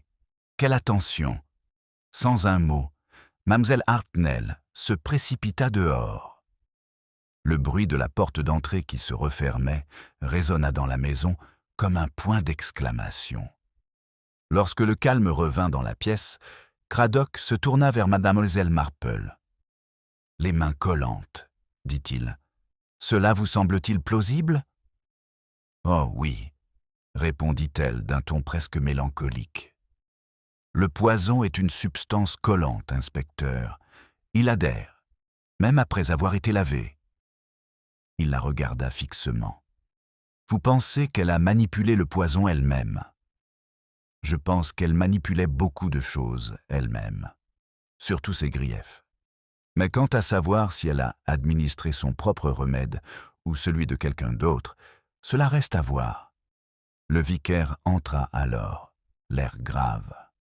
« Inspecteur, vous avez reçu une lettre de Dennis Price Ridley. Il dit qu'il quitte le village ce soir. Il prétend qu'il ne peut pas vivre sous le poids des soupçons.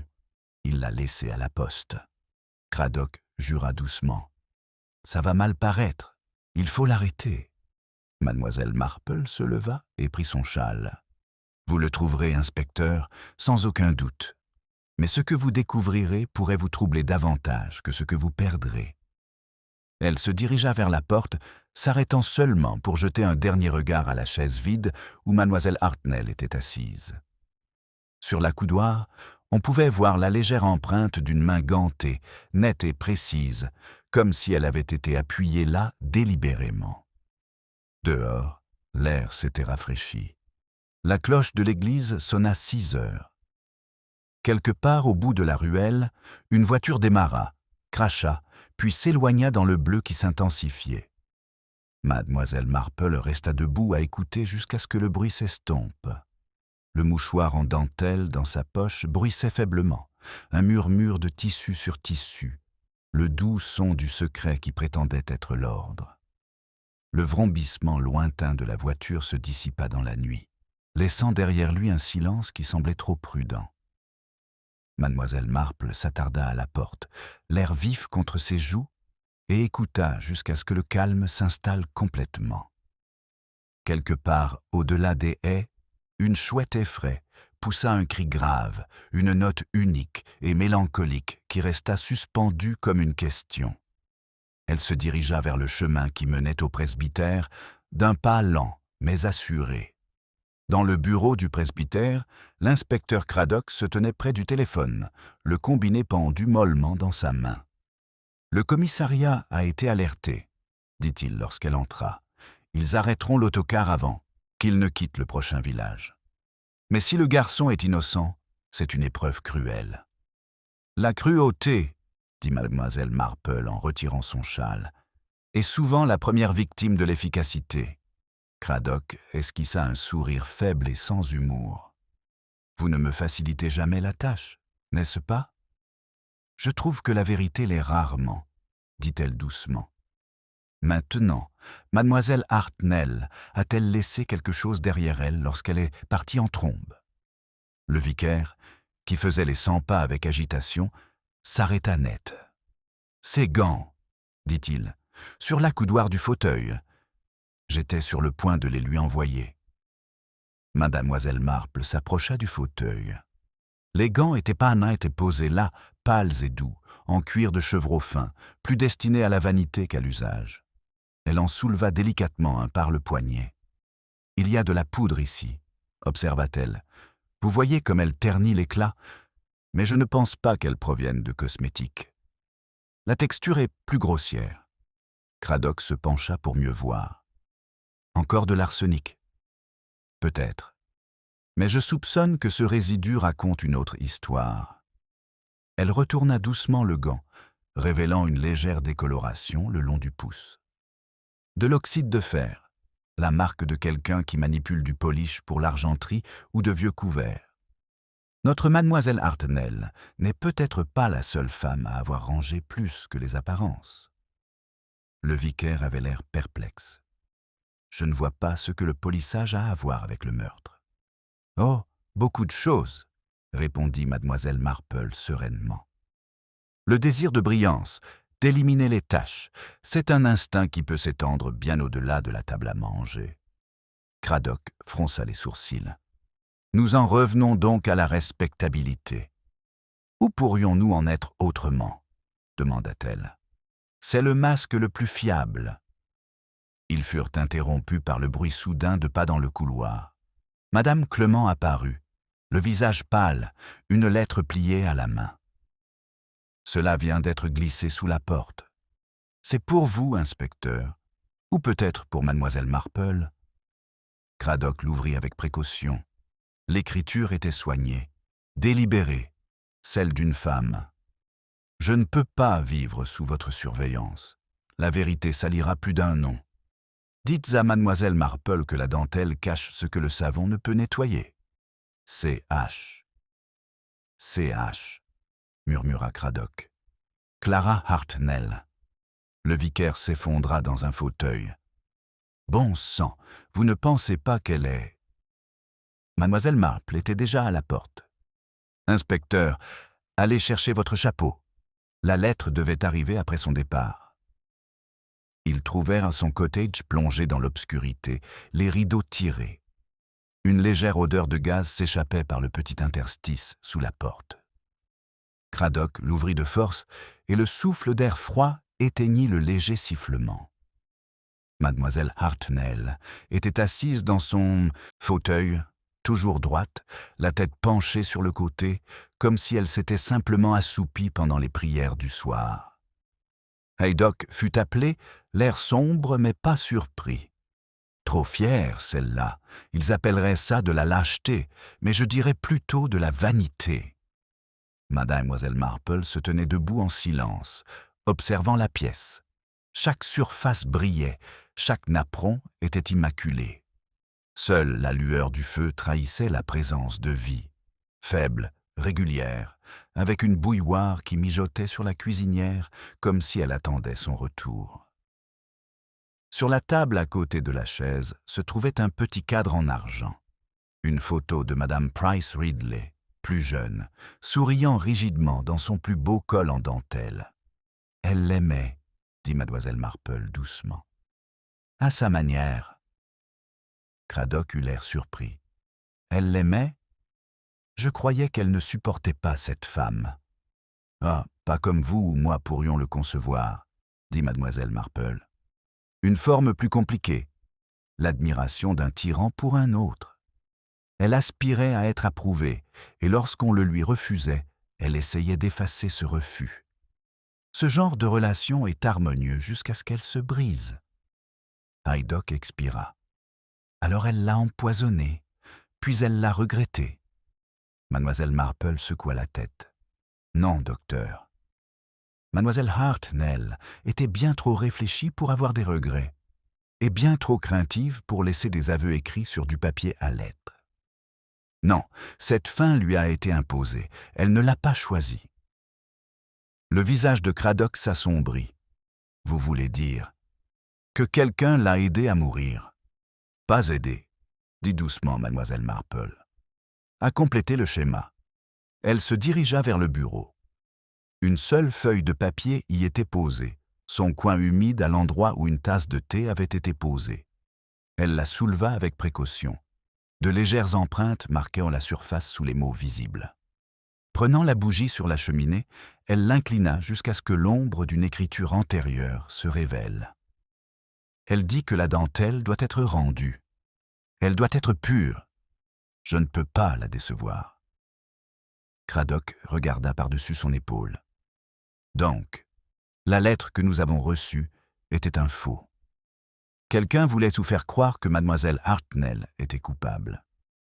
Exactement, dit mademoiselle Marple. Un deuxième décès pour embellir le premier. Dehors, un vent froid agitait les rideaux et une légère odeur de gaz persistait, se mêlant au parfum des œillets dans le vase posé sur le rebord de la fenêtre. Mademoiselle Marple se pencha brièvement vers eux et les huma. « Encore le fleuriste, » murmura-t-elle. « Ils ne proviennent pas d'un jardin local. » Cradock se frotta le front. « Alors qui les a apportés ?»« Quelqu'un qui a le sens des convenances, » répondit-elle, « et qui comprend que dans un petit village, les mensonges les plus soignés sont toujours floraux. » Alors qu'il quittait Talecotage, la cloche de l'église sonna 9 heures. La ruelle était vide, les fenêtres fermées, toutes sauf une.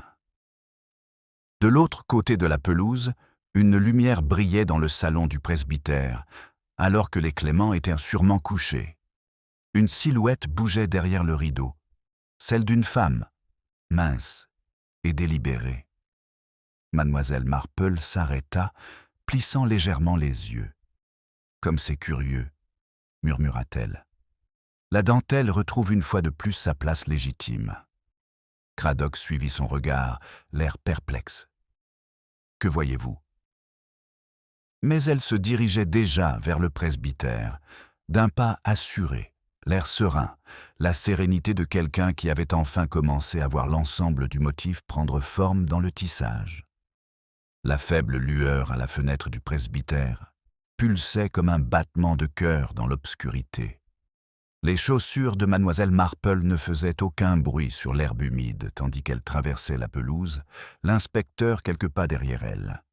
Il marmonna quelque chose à propos des visiteurs tardifs, mais elle ne répondit pas. Elle écoutait, non pas la nuit, mais ses silences. Il y avait le goutte-à-goutte régulier des gouttières, le murmure du vent dans les tilleuls et, sous tout cela, le bourdonnement d'une bouilloire. Quelqu'un était encore éveillé. Elle frappa légèrement à la porte et, après une pause, celle-ci s'entr'ouvrit. Madame Clément se tenait là, le visage impassible mais pâle, la lumière de la lampe derrière elle adoucissant chaque trait. « Oh, mademoiselle Marple, inspecteur, vous m'avez fait peur. »« Pardonnez-nous, » dit mademoiselle Marple avec gentillesse. « Nous avons vu votre lumière. J'ai pensé que vous étiez peut-être troublé par ce qui s'était passé. » Madame Clément hésita avant de les laisser entrer. Le salon du presbytère était impeccable. Le plateau à thé avait été débarrassé, les rideaux tirés, un petit cerceau à broder reposait sur le fauteuil, comme abandonné en plein milieu d'une broderie. L'air sentait légèrement la lavande et le vernis. « Je n'arrivais pas à dormir », avoua madame Clément, assise, les mains jointes. « Je n'arrête pas de penser à la pauvre mademoiselle Hartnell. Elle était si vertueuse. Et finir comme ça, c'est indécent. »« La mort est souvent ainsi, » répondit mademoiselle Marple, « surtout lorsqu'elle est opportune. » Cradock lui lança un regard. « Opportune pour qui, madame ?»« Oh, pour tous ceux qui restent en vie, » dit-elle doucement. « Les morts entraînent tant de désagréments. Explications, confrontations, petite culpabilité. On ne sait guère s'il faut pleurer ou faire le ménage. » Madame Clément eut un rire nerveux. « Vous donnez une image si froide de la situation, mademoiselle Marple. »« Au contraire, » dit-elle doucement. « C'est tout simplement humain. » Elle laissa son regard se poser sur le cerceau à broder, un motif de petites fleurs, à moitié terminé, d'une précision monotone. « Quel travail !» Minutieux, murmura-t-elle. Trouvez-vous cela apaisant? Oh oui, répondit madame Clement, soulagée par ce changement de sujet. Cela occupe les mains quand l'esprit est agité. Et suivez-vous toujours le motif? Madame Clement fronça légèrement les sourcils. Bien sûr. Évidemment, dit mademoiselle Marple en souriant faiblement, même si j'ai parfois pensé que c'est au moment où l'on s'écarte du motif que l'on se révèle. Avant que madame Clement n'ait pu répondre, le vicaire entra, les cheveux ébouriffés, l'air grave. « Inspecteur, je viens d'apprendre... Mademoiselle Hartnell. »« Oui, » dit Cradock calmement. « J'ai bien peur que ce soit confirmé. Elle s'est donné la mort, du moins c'est ce qu'il semble. » Le vicaire s'assit sur une chaise. « C'est terrible, vraiment terrible. Et dire qu'elle est venue me voir hier à propos des comptes de la fête, s'inquiétant des moindres écarts. »« Des écarts ?» demanda mademoiselle Marple. « Oh, rien de grave. Quelques shillings manquants, peut-être. » Elle était déterminée à retrouver chaque penny. Je lui ai dit que cela n'avait guère d'importance, mais elle était convaincue que quelqu'un en avait profité. A-t-elle mentionné qui? Il secoua la tête. Seulement qu'elle ne s'inquiétait pas pour elle-même, mais pour quelqu'un d'autre qui pourrait être blâmé. Mademoiselle Marple inclina la tête en signe de reconnaissance. Comme c'est attentionné de sa part, la culpabilité et la générosité ont souvent la même origine. Cradock se pencha en avant. « Vous avez parlé des fonds de la fête. Où étaient-ils conservés? »« Dans le coffre-fort de la sacristie, » répondit rapidement madame Clement. « Nous avons toujours procédé ainsi. Et qui détient la clé? » Le vicaire la regarda avec une légère surprise. « Mais c'est vous, ma chère. » Elle entr'ouvrit les lèvres. « Oui, bien sûr, j'avais dû oublier. » Le regard de mademoiselle Marple s'adoucit. « Nous oublions tous, madame Clement, surtout lorsque nous nous efforçons de ne nous souvenir que de ce qui est convenable. » La bouilloire se mit à siffler faiblement en arrière-plan, brisant la tension. Madame Clement se leva pour aller la chercher, mais mademoiselle Marple posa doucement une main sur son bras.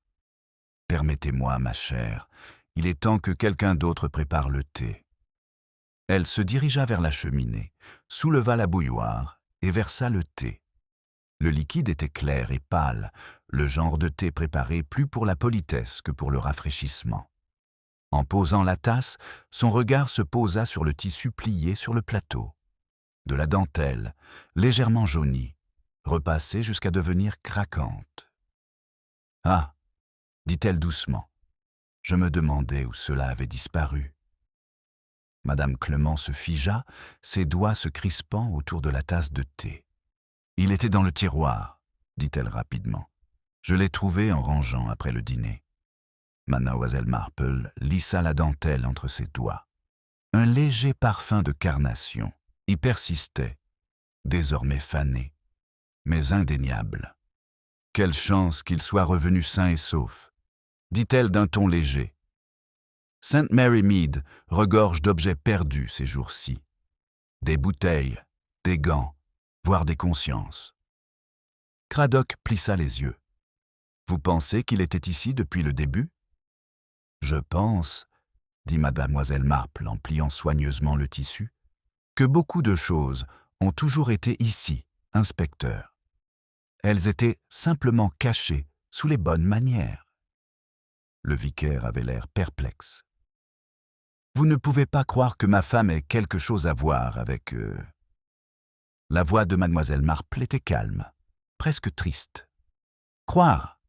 Oh non, croire, c'est pour l'Église. Je ne fais que remarquer, et je remarque que madame Clement a été la plus diligente des femmes de ménage dans cette affaire, ramassant la dentelle, nettoyant les taches, veillant à ce que les apparences restent impeccables. » Le sang-froid de madame Clement vacilla, puis se raffermit. « Si vous voulez dire que j'accorde de l'importance à l'ordre, oui, c'est vrai. Quelqu'un doit bien le faire quand les autres perdent la tête. » « En effet, » dit doucement mademoiselle Marple, « et quand les autres perdent la vie ?» Le silence qui suivit était tendu mais poli, comme une corde tirée jusqu'à son point de rupture. Puis Madame Clement eut un rire soudain et sec. « Vraiment, mademoiselle Marple, vous donnez l'impression que polir l'argenterie pourrait être un crime. Seulement quand on efface les preuves, dit-elle doucement. Cradock se tortilla, mal à l'aise. Suggérez-vous qu'elle a trafiqué quelque chose? Je ne suggère rien, répondit mademoiselle Marple. Mais je me souviens que la fiole du docteur a disparu peu après le thé, dans cette même maison, et la nappe en dentelle, celle qui a été utilisée lors de cette réunion, est réapparue, lavée, puis a disparu à nouveau. Une telle énergie pour le rangement doit provenir d'un cœur agité. La main de madame Clement tremblait.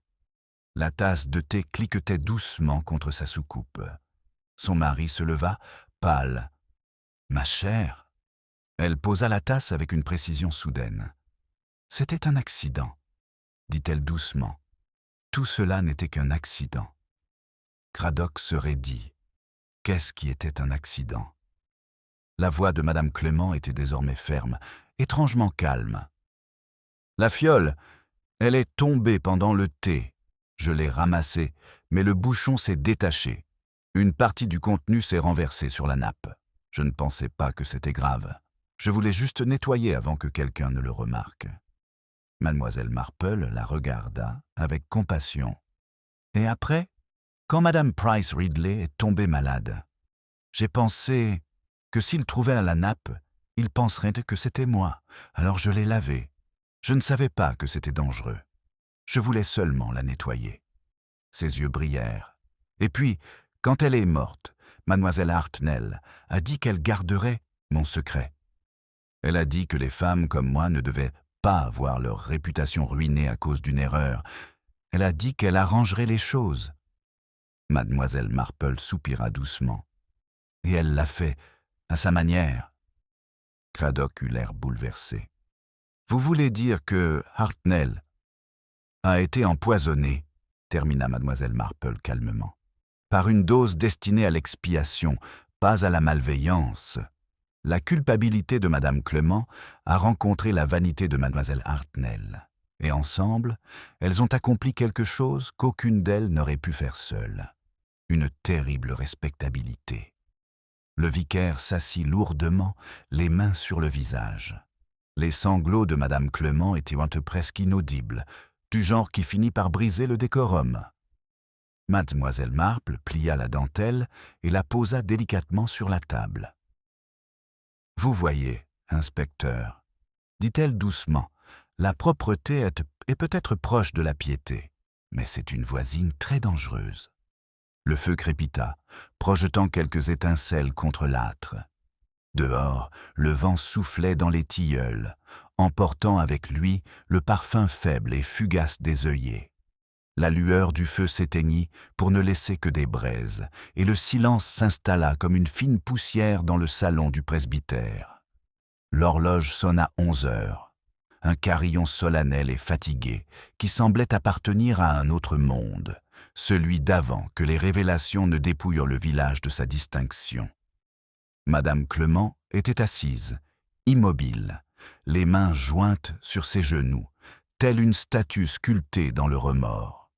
Le vicaire, toujours pâle, fixait le feu comme s'il pouvait y trouver le salut. L'inspecteur Cradock se tenait près de la fenêtre, son chapeau à la main. Sa voix, lorsqu'elle se fit entendre, était plus calme que d'habitude. « Il n'y aura pas d'accusation officielle, pas pour l'instant. Nous garderons cette affaire aussi privée que la décence le permet. Le rapport officiel fera état d'une contamination accidentelle.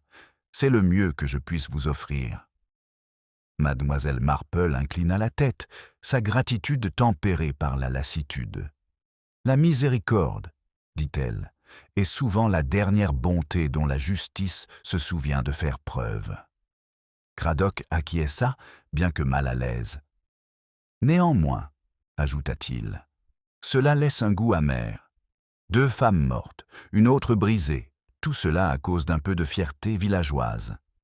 La fierté, dit mademoiselle Marple doucement, est un péché bien rangé, inspecteur. Elle semble toujours présentable à l'extérieur. Le vicaire remua, la voix basse. « Je n'arrive pas à y croire.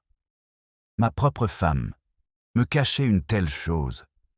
Ce n'est peut-être pas méchant, mais c'est trompeur dans sa douceur. Elle voulait vous protéger, dit mademoiselle Marple avec gentillesse. Les femmes le font souvent, mais la protection, voyez-vous, peut devenir une forme de contrôle. Elle craignait davantage le déshonneur que le chagrin, et c'est un échange périlleux. Madame Clement leva la tête, les yeux rougis. Je ne voulais pas te ruiner, Léonard. Tout ici, la paroisse, les comités, notre vie, tout dépend des apparences. Je pensais que si je pouvais garder les apparences, personne ne saurait jamais ce qui était brisé en dessous. Il la regarda longuement et intensément, puis lui prit la main. « Nous mettons tous de l'ordre dans ce que nous pouvons, » dit-il finalement. Cradock se tourna vers la porte. « Je laisserai un agent dehors jusqu'au matin, juste pour la forme. Le reste, je pense, devrait être laissé au temps. » Quand il fut parti, mademoiselle Marple se leva et ajusta son châle. « Si vous me le permettez, » dit-elle doucement, « je vais faire une petite promenade avant d'aller me coucher. La nuit est trop pleine de questions sans réponse. » Le vicaire ne fit aucune objection, se contentant d'un léger signe de tête en signe de gratitude. Madame Clement, toujours silencieuse, la regarda partir avec un mélange de soulagement et de tristesse. Dehors, le village était enveloppé d'une brume légère comme un souffle. Les lampadaires brillaient faiblement à travers elle, formant des halos de lumière fatiguée. Mademoiselle Marple marcha vers le parc d'un pas lent, son esprit retraçant les traces laissées derrière elle, non pas celles de la culpabilité et de l'innocence, mais celles de la vanité et de la dissimulation, si parfaitement tissées que même leur dévoilement semblait raffiné. Elle s'arrêta près de la porte du cimetière. Les haies bruissaient faiblement, et elle pensa à la dentelle déchirée qui avait flotté là quelques jours auparavant. Comme il était étrange, songea-t-elle, que quelque chose d'aussi délicat puisse piéger autant de laideur. Mais peut-être était-ce là la nature même de la dentelle, dissimuler ce qu'elle touchait. Une silhouette émergea de la brume devant elle. Le docteur Haydock, le chapeau rabattu sur les yeux, une cigarette qui brillait faiblement. Il leva la main. « Vous vous promenez encore, mademoiselle Marple. Je pensais que vous vous étiez retirée depuis des heures. Certaines choses refusent de se régler tant que l'air n'est pas pur, dit-elle. Je pourrais en dire autant de vous. » Il eut un sourire ironique. C'est une habitude. Je ne peux me défaire du sentiment d'avoir failli à mes devoirs envers Price Ridley et Hartnell. Peut-être que si j'avais parlé plus franchement. « Oh, mon cher docteur, » l'interrompit-elle doucement, « les paroles franches atteignent rarement le cœur de l'orgueil. Vous avez fait votre devoir. » Il l'observa un instant, la brume tourbillonnant entre eux. « Vous arrivez toujours à tout voir, n'est-ce pas? Les crimes silencieux, ceux qui portent de la dentelle au lieu de poignards. » Elle sourit faiblement. « On apprend avec le temps. Ce sont toujours les gens distingués qui m'effraient le plus. Ils ont de bonnes intentions, mais ils nettoient sans les âmes comme ils polissent, l'argent, jusqu'à ce que le reflet les aveugle. » Il expira de la fumée dans l'air humide, la regardant disparaître. « Et maintenant, que leur arrive-t-il? » « Ils continueront, » dit-elle. « C'est le don des Anglais. Reprendre comme si rien n'avait changé. La fête aura lieu, les hymnes seront chantés, le thé sera servi. Seul le silence entre les phrases s'intensifiera un peu. » Haydock eut un petit rire amer. « Vous rendez cela presque poétique. »« La poésie, » dit-elle, « est souvent écrite sur quelque chose que nous préférerions oublier. » Il souleva son chapeau et s'éloigna dans la brume.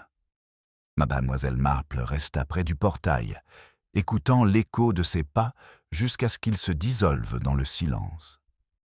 Elle pensa alors à la maison de Madame Price Ridley, déjà fermée, dont on parlait déjà comme si cela avait toujours été le cas. Le village était efficace pour enterrer ce qui le mettait mal à l'aise. Les tombes se présentaient sous différentes formes. Quand elle rentra chez elle, le feu s'était éteint, ne laissant qu'une douce lueur rouge. Elle posa son châle, retira ses gants et s'assit un moment à la lumière de la lampe. Sur la table se trouvait la dentelle pliée, désormais pure, immaculée, comme si l'histoire elle-même avait été lavée. Elle la toucha légèrement. Sous ses doigts, le tissage semblait incroyablement fin, avec des motifs imbriqués les uns dans les autres, la beauté dissimulant les imperfections. Cette texture était réconfortante, mais aussi inquiétante. L'horloge de son grand-père sonna minuit. Mademoiselle Marple se leva, tira les rideaux et éteignit la lampe. L'obscurité envahit à nouveau le petit cottage, à l'exception de la faible lueur de la dentelle sous les derniers feux du feu. Dehors, les premiers oiseaux de l'aube s'agitaient dans les haies. St. Mary Mead, ce jardin parfait de décence et de tromperie, se préparait une fois de plus à la lumière du jour. Et quelque part, au-delà des toits endormis, la cloche de l'église attendait, patiente et impartiale, l'heure où elle rappellerait le village à l'ordre.